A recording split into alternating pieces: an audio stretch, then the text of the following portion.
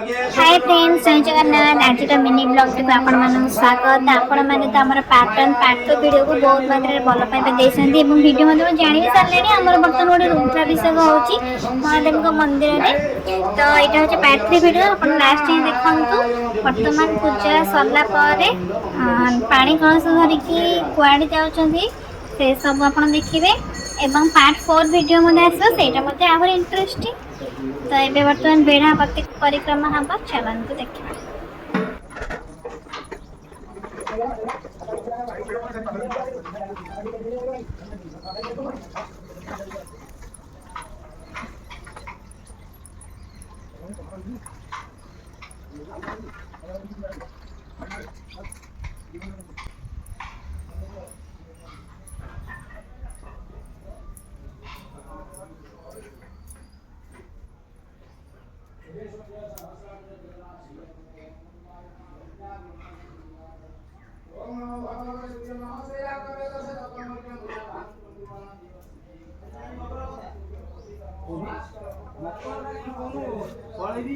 ये बेढ़ा परिक्रमा सरीगला।